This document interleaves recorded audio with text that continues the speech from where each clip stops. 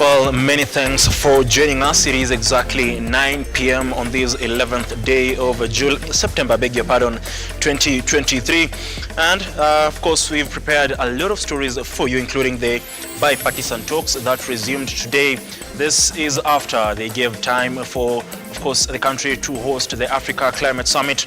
Of course, time as well to receive submissions from the public. They received a total of 142 submissions, which they'll be going through for the next 1 week before they resume the talks. Now, among other stories that we have, of course, prepared for you tonight is the country's preparedness for the El Nino rains. Remember, they said the rains could be starting anytime this month, all through to December. How prepared are we as a country? And of course, RUTO is now calling on farmers to ensure that they can be, or they are able to harvest the crops early enough to prepare, rather to, of course, avert damage of their crops. Now, those are just some of the key stories we are following up for you today. But first of all, let's have a look at what's making headlines tonight.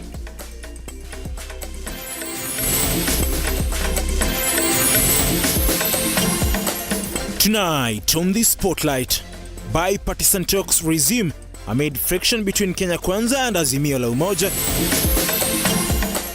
Ready yourselves for El Nino. Kenyans told us farmers are advised to harvest before heavy rains. I will not relent in ensuring efficiency. CS Kithure Kindiki gives assurance as he makes one more stop at the immigration offices to assess passport issuance and printing. And alcohol and cannabis use in the country are on the rise. Latest survey by Nakada now reveals. Remember, you can watch this particular bulletin live across all our social media platforms at Lookuptv and Instagram, Twitter, Facebook, as well as YouTube. Welcome to the program. I am Ian Keitani, and our sign language interpreter is Josephine Auko. Let's kickstart our bulletin with matters by partisan talks. The National Dialogue Committee is now pushing the technical team to review the 142 submissions from the public so as to align their views with the 5-point agenda as agreed by the two opposing political factions. The team is confident that they will reach an agreement within the stipulated 60 days that the talks are supposed to happen. Stanley Ugaria files the following report. The National Dialogue Committee now wants in the next 4 days the technical committee to align all submissions so as to be in sync with the agreed 5 points. A total of 155 submissions were received as of September, 121 of which were channeled via mail, 29 hand-delivered at the Parliament buildings, 5 at Bomas of Kenya with 13 double copy submissions. So a total of 155 submissions that we have received, less what we call the double submissions, where you find they have submitted 2 copies, 13, so we have a total of 142 memoranda. Sentiments echoed by Wiper leader Kalonzo Musyoka, who reiterated that beginning Monday there will be critical discussions as the Dialogue Committee will be receiving technical committee reports from the memoranda by the public as they work around the clock to beat the timeline as agreed by the two houses. We have decided to have the next sitting of the committee. Had you mentioned that on Monday? The reason is simple. We don't want the country to get the feeling that we meet to adjourn every time. As you can see, dealing with 142 memoranda is quite a task. And we, immediately after this, the technical committees will go into session and do as much as they can, so that by the time we meet on Monday, it will be heavy engagement. By the time the next session is happening on Monday next week, 18 out of 60 days will have lapsed. The technical team is part of the work of this committee. Yes. So what we are saying is we allow them these few days to delve deep into the memoranda, while in fact allowing other Kenyans as well, so we don't lock out anybody, so that when we meet on Monday, it will be serious engagement. It remains a matter of time as political temperatures surrounding the dialogues continue to cause uproar. following constant remarks emanating from the opposing sides of the bipartisan talks. The National Dialogue Committee has today met and revealed that it has received more than 155 submissions from the public and now says its technical committee is going to take a week more to review all the 155 submissions submitted to it. Stanley Lugaria, Lookuptv, at the Bomas of Kenya, Nairobi. Thank you very much, Stanley Lugare, for that particular story. Now on to matters countering the El Nino rains. And the Kenya Agricultural and Livestock Research Organization, that is KALRO, has issued an alert to farmers mainly in maize-growing regions to harvest early ahead of the projected El Nino rains. Now, the organization warned that the farmers could incur heavy losses if the rains come before the harvesting. Now, this came as the organization moved in to engage seed producers to help in seed multiplication exercise to meet rising demand across the country. As Nishin Mungasia now reports, Nairobi County government has today unveiled measures it has put in place ahead of the El Nino rains. The Meteorological Department has warned that the country will record heavy rains from October, a month that farmers are expected to start harvesting their produce. That we are expecting El Nino. There is a very good harvest, especially in the North Rift. If we don't harvest in good time, we are going to lose that crop. So we've been sending messages to farmers to tell them to prepare to harvest their crops as soon as they are ready because of the El Nino that we are expecting. You see, so as an organization, we have given them information to be able to harvest early, dry, because if you harvest maize when it is wet, you get a lot of aflatoxin contamination, which is a very high risk. Addressing the press in KALRO Farm in Naivasha after launching the National Agricultural Value Chain Development Project, KALRO Director General Dr. Eliud Kireger said they are currently engaging farmers on the harvesting process before the rains start. Kireger says the 3.5 billion shillings World Bank project was meant to transit small-scale farmers from subsistence to commercial. We just completed a 5-year project last year whereby we did a lot of training of farmers on new technologies, innovations, and management practices. So we believe that they are ready now to be able to move from subsistence to commercial farming. Our main support will be provision of our technologies through either planting materials, livestock breeds, and of course training on best management, training on value addition. So using our systems, we are able to communicate with farmers using technology. This comes as Nairobi County unveiled a preparedness plan for the El Nino rains expected in many parts of the country. In preparations for the rains, Nairobi County government has put in place a Marshall Plan to ensure the safety of city residents amid the heavy downpour. Nishin Mungasia, Lookuptv, Nairobi. Moving forward, Interior Cabinet Secretary Kithure Kindiki has reaffirmed the government's commitment to clearing the passport backlog at the Nyayo House, vying sustained reforms to stamp out graft. Kindiki emphasized the government's dedication to enhancing efficiency and eradicating corruption that has plagued the Immigration Department for years. CS Kindiki made the remarks when he paid another visit to Nyayo's on Monday morning to assess the progress in clearing of the backlog of pending passports before of course, proceeding to Kiambu County to open a chief office in the county.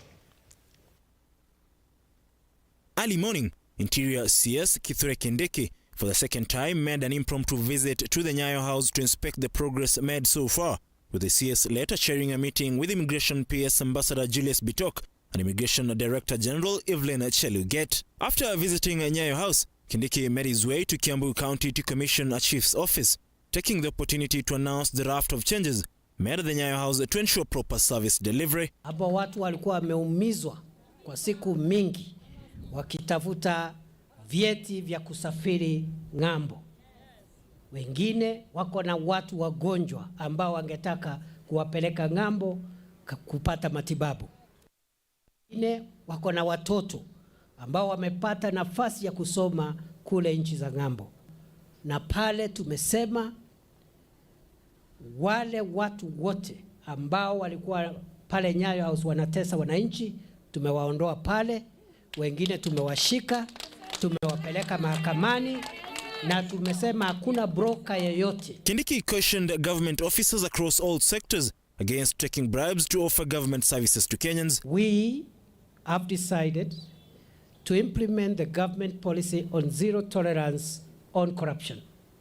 Therefore, no member of the public service, no officer is supposed to demand bribes from members of the public to offer services that are supposed to be offered free of charge. With the chiefs and other senior police officers on the spot for engaging in politics, Kindiki warned local administrators of meddling in political affairs and instead focused on service delivery. Wakati hapo ile utawala ambao umetoka,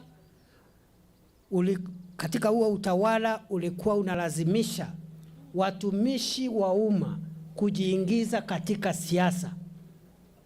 Wanaambia machief waende wakapige siasa ya vyama. Wanaambia ma-OCS na maafisa wa polisi waingie katika siasa. Siasa itafanywa na wananchi kupitia viongozi wao wa kisiasa. Kazi yetu kama watumishi wa umma ni kupatiana huduma kwa wananchi. As the government procures more equipment to fight criminals, the former Tharaka Nithi senator has called upon the officers to ensure that law and order is maintained. Weka usalama. Tukihakikisha watoto wetu wamesoma. Tukihakikisha wakulima wamehudumiwa, wamepata mbolea. Tukihakikisha ya kwamba kuna utulivu, serikali hii itachaguliwa mara ingine kwa njia ya urahisi. Ian Kitani, Lookuptv. Now, after automation of the Central Security Depository by the Central Bank of Kenya in a bid to enhance the transparency and security of the system, investors in the government treasury bills and bonds can now open transaction accounts from the convenience of their computers in a short time, as opposed to the current situation where it took up to 14 days to open an account.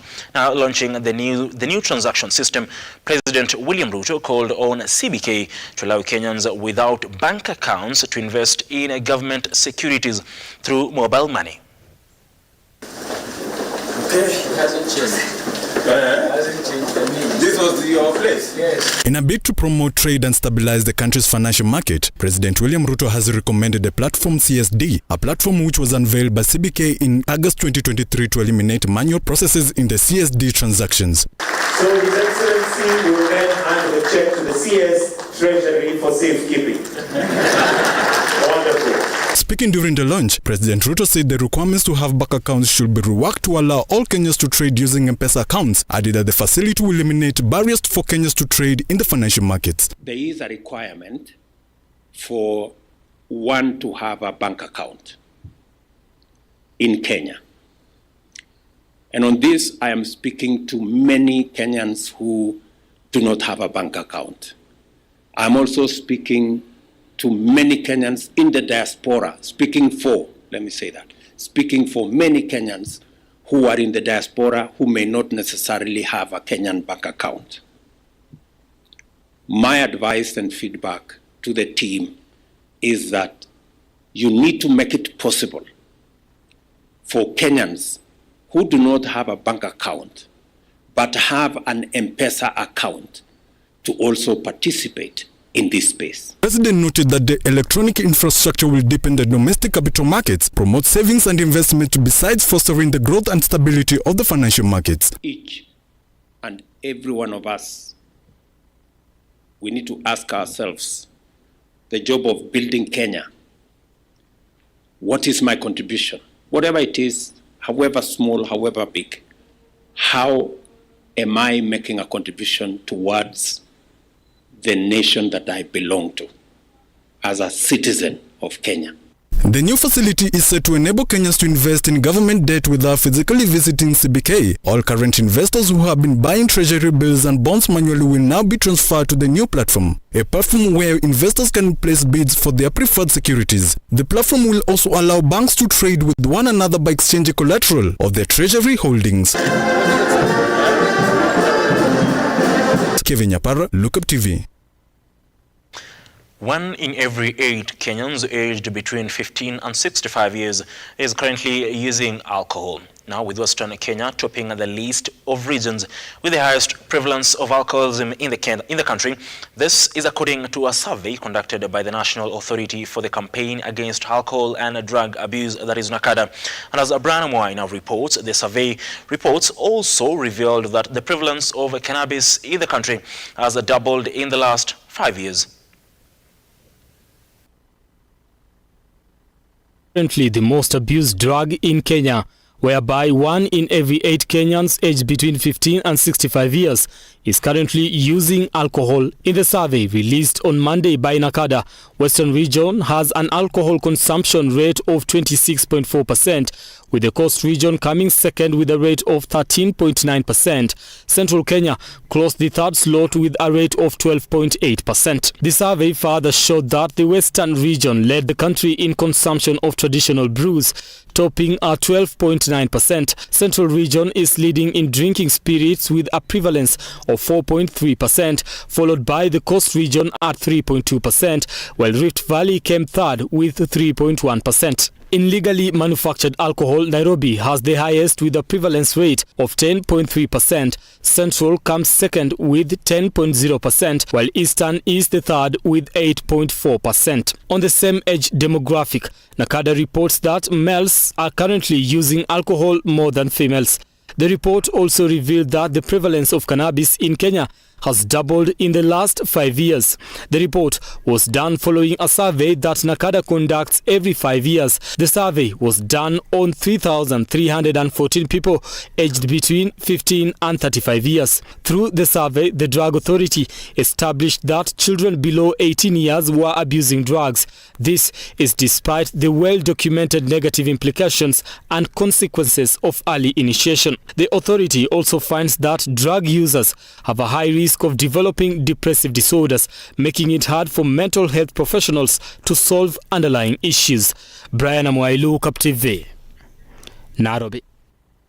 Thank you very much, Brian Mwai. Now, on that note, we are done with the first bit of this particular bulletin. We are going on a short breather. We'll be back with more news items. Don't go away.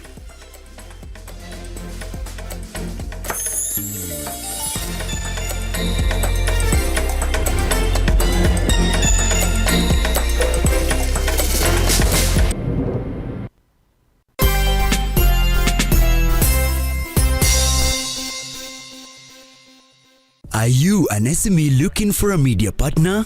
Look no more, as Lookuptv got you covered for all your visibility and marketing needs.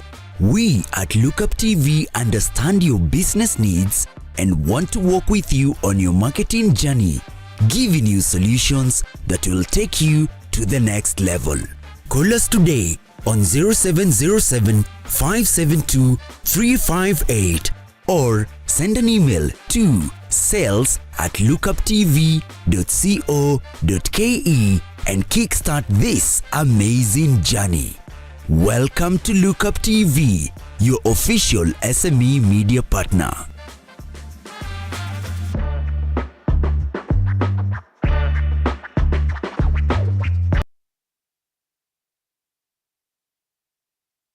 Rafiki, toka mbele ya kamera nionekana niko Mkuru kwa Ruben. Na niko na mshindi wetu wa loto wa leo hapa Mkuru kwa Ruben. Unaitwa nani ndugu yangu? Steven Kinuthia. Umecheza loto kwa muda upi? Nimecheza kwa mwaka huu kianza kuanzia Januari. Kutoka Januari? Kuanzia Januari. Umecheza na hela ngapi hivi? Nimecheza na 100. Mnakumbuka nduru ulipiga pale kwa nyumba? Majirani walisema nini? Walikuwa wameshtuka sana. Amekuwa wazimu, amekuwa pongoni ama nini? Nikasema tu ni Mungu tu amefikisha. Mambo ikakuwa poa. Oye, siku yako ilifika. Niambie aje, 1800 itakusaidiaje kwa maisha yako? Mimi kwanza ni kazi, napenda kazi sana. Alafu hiyo mambo ingine kwanza nitakuwa na hardware hata kubwa. Nitengeneze hardware, niweke stock. Alafu mambo mengine naachia Mungu. Na huenda kesho ikawa ni wewe tunatembelea, kwa sababu loto inabadilisha maisha. Tunasema changing lives. Ama aje watu wa Mkuru kwa Ruben. Nakwambia changamka, cheza loto. Over 18s only. Gaming can be addictive. Play responsibly. This message has been approved by the BCLB.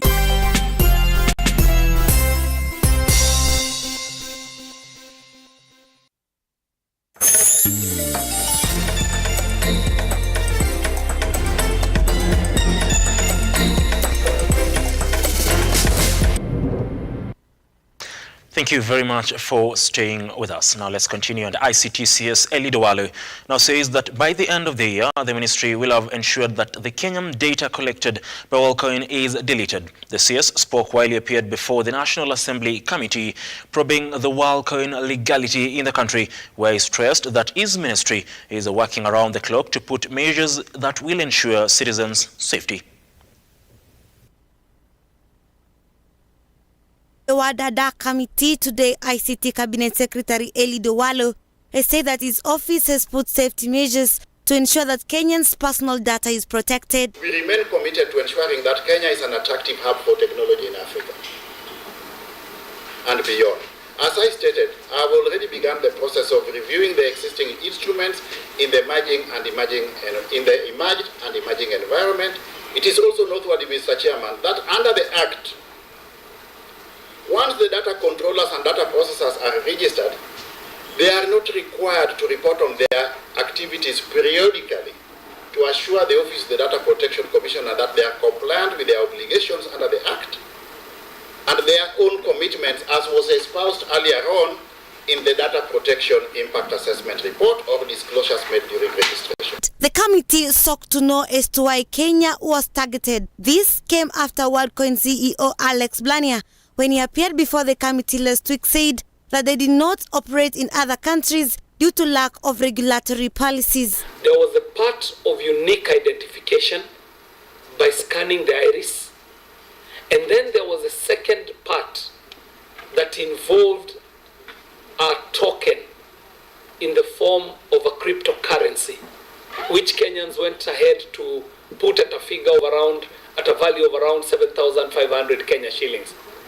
Now the question here is, WorldCoin offered to this committee that the reason why they are not operating the cryptocurrency part of their business in the US is because there is a glaring lack of regulatory clarity. Owalo, his father, said that there's need to appreciate technology, calling out various commission and ministries to have a sit-down to seek answers on the puzzle around WorldCoin. A mandatory periodic reporting framework or mechanism for data controllers and data processors to inform the eligibility or otherwise for purposes of renewal, because the certificates are issued for a given period of time, for example 2 years. We need to find a mechanism, a monitoring, evaluation and reporting framework that would ascertain that even subsequent to registration, if there are certain minimum parameters that you are not conforming to, then you will not be able to be eligible for subsequent registration. Maven Getembe, Lookuptv, Nairobi. On to an unfortunate incident, and a number of Kenya Defence Forces soldiers were injured after running over an improvised explosive device in Lamu County on Sunday.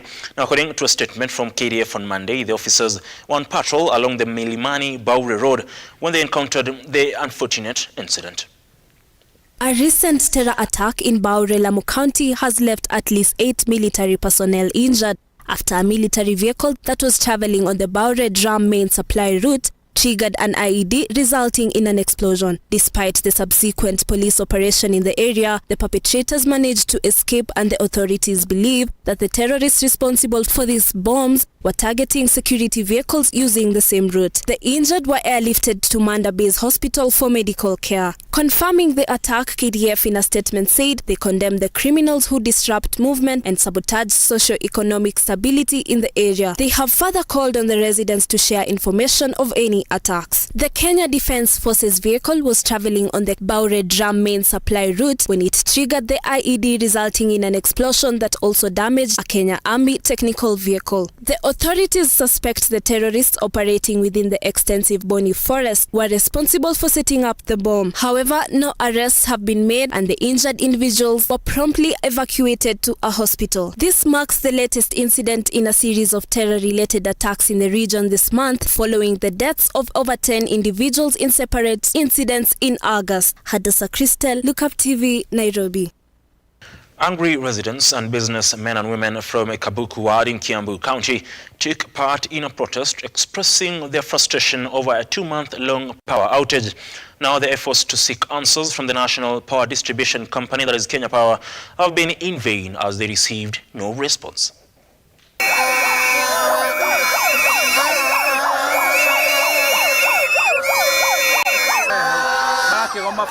These were the scenes at Kabuku area, Kiambu County. Angry residents taking to the streets to protest over lack of electricity. The residents have been in darkness for 2 months after a blackout.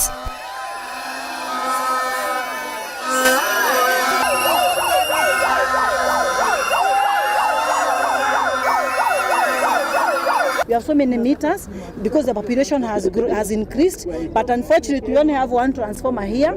It is not able to serve this area. So what we can say is that we are going through very, very huge losses. And now this is like now the 10th day that we don't have power over here.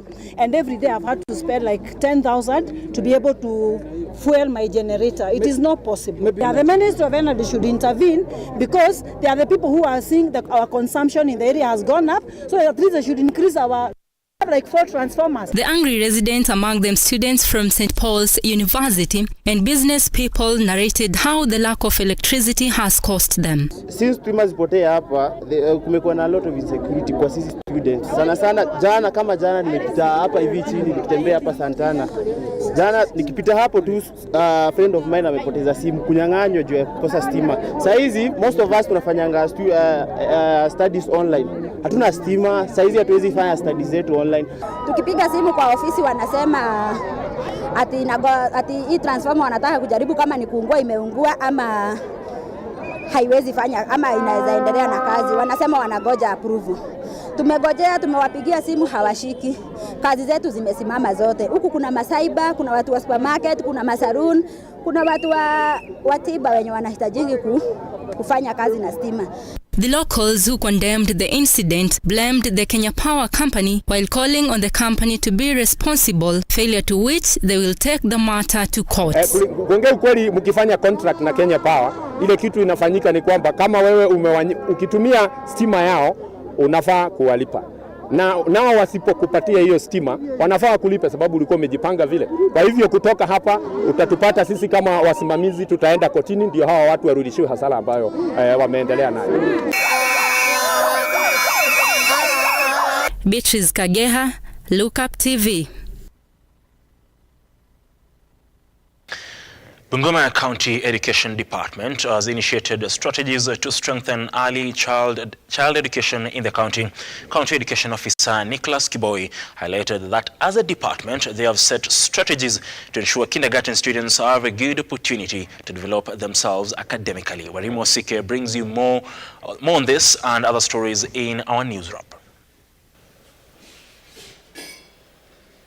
The Bungoma County Education Department, led by the education officer from the county, Nicholas Kiboi, has given assurance that strategies have been set in the early childhood education sector in the country to ensure that kindergarten pupils have a smooth flowing education system. Creative as an organization because you have had an opportunity to have a conversation with the department in the county so that we can address the gaps that are existing in this county concerning early childhood education learning. We have a wide range of issues that we need to see that the department addresses to ensure that we have holistic skills learning, issues to do with infrastructure, improvement in our ECD centers, issues to do with the teachers. We have a very high pupil-teacher ratio of 1:50 instead of 1:25.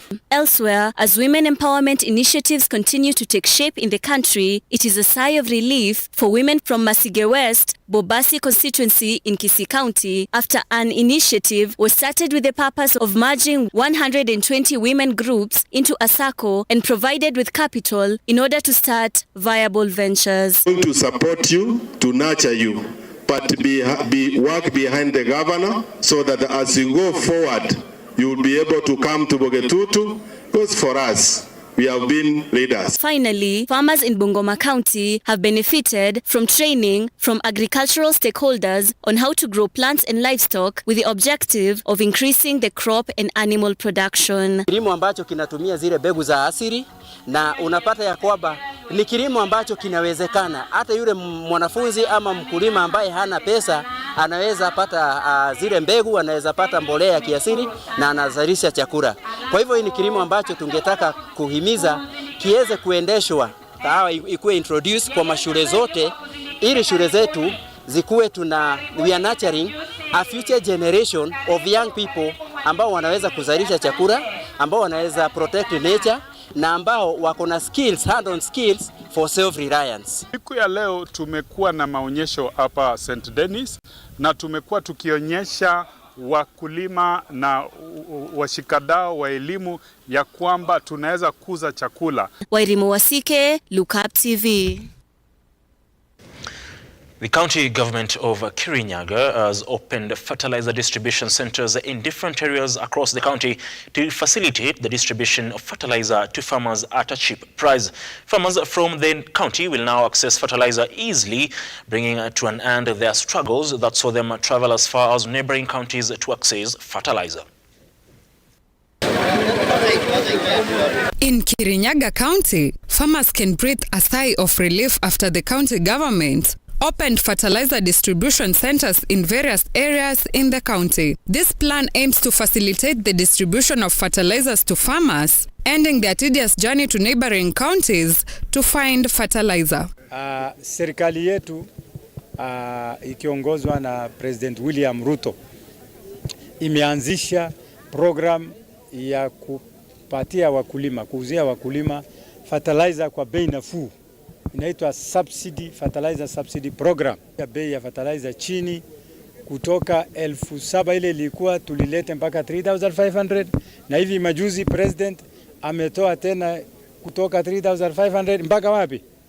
Mpaka 2,500. The Principal Secretary of Agriculture, Kero Hasame, has stated that the fertilizer will be sold for Kenya shillings 2,500 and this distribution will be done or favorism towards anyone. And in Athi River, Machakos County, 50 illegal mines have been closed, affecting nearly 10,000 people due to the suspension of these mining activities. This is because the residents in these areas relied on the mining work for their livelihoods. Lakini wakati makwale ilianza, vijana wetu wameshikwa hapo na kazi.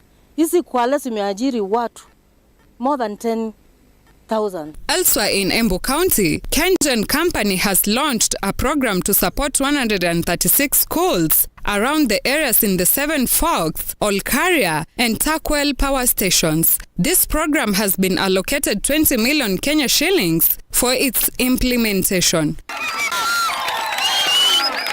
Wanjiko Njoroge, Lookuptv.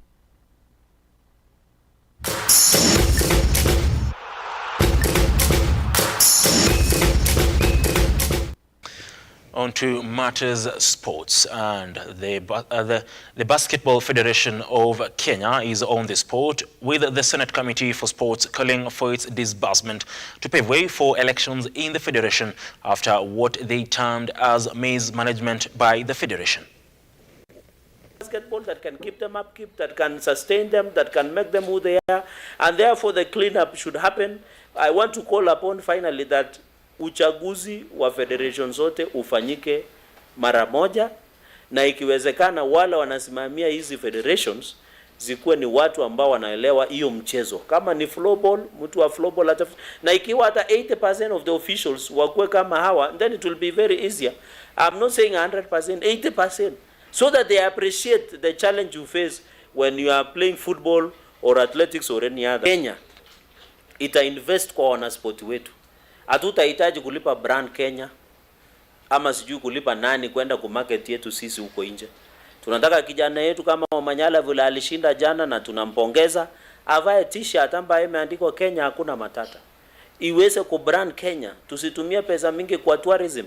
Ikiwa tunaweza tumia hawa wanariadha, basketballers, malkia strikers, volleyballers, floorballers, wale wote hockey players, tukiweza kuwapatia motivation ya kutosha, we shall not need kutumia pesa sijui kwa brand Kenya ama sijui kutuma watu huko ng'ambo, sijui kupeana shuka ama sijui nini ndio tulijulikane Kenya ni nani. We must invest in our sports. The only way Kenya will be branded is by ensuring the sports is functional, working, accountable, transparent for all of us. On to matters of rugby, and the Kenya women's rugby sevens national team, Kenya Lionesses, have kicked off their preparations ahead of their 2 matches before the start of the World Rugby competitions, scheduled to commence from 13th to 28th of next month in Dubai. Lionesses will play against South Africa on 16th before facing San Clemente Rhinos 1 week later.